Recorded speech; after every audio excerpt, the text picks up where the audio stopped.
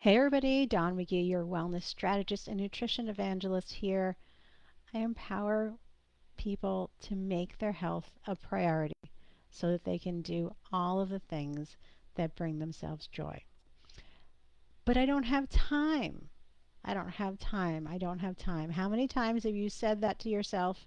Maybe even today you said, I don't have time to work out. I don't have time to eat healthier. I don't have time to go out for a walk. I don't have time to do something that I really enjoy doing. Um, we all do it. We all fall into the trap of thinking that we don't have time to do the things that are really going to serve our body and make us happy and bring us joy.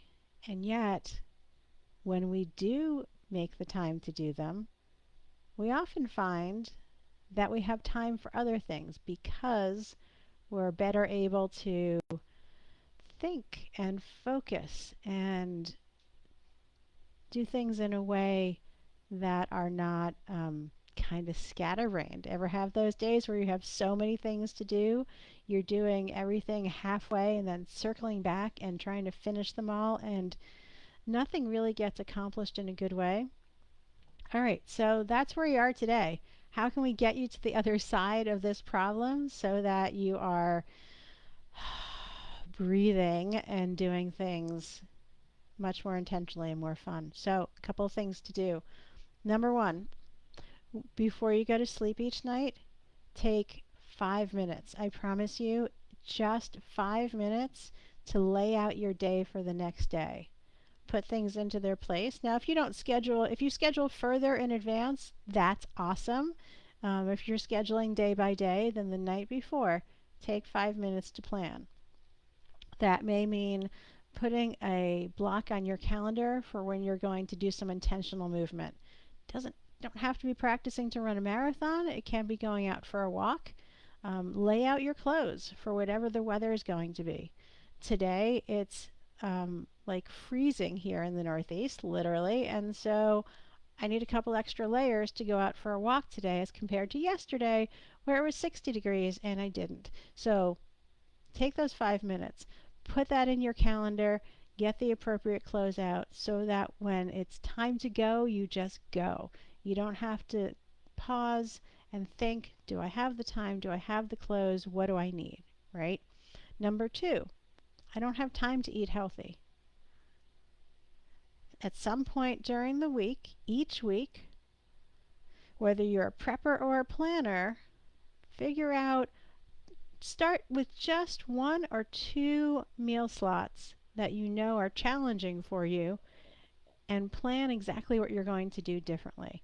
That may mean if you skip breakfast, that you pre-prepare a couple of yogurt parfaits in a jar so that you can grab them, grab a spoon, eat, and not skip breakfast.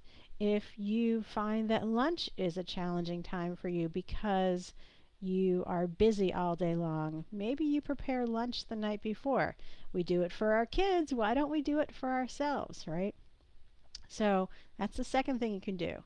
And the third thing you can do is every single day put at least 5 minutes in your calendar for some time for you.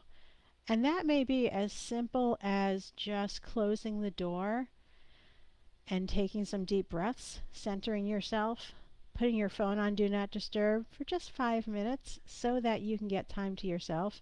It may mean planning an afternoon where you can go and do something fun with a friend just for you.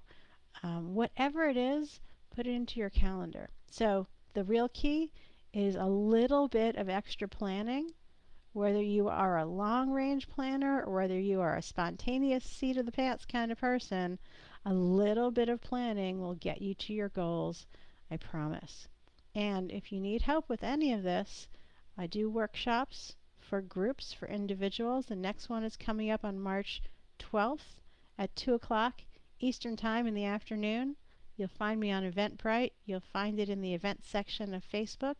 And if you're not on my email list, download my free guide and you'll get front row seats to everything that I'm doing. So as always, what I hope for you is that you live a life you love. without being hungry, feeling deprived, or giving up all the things that bring you joy. I hope these tips were helpful to get you restarted on that path, and I will see you next week.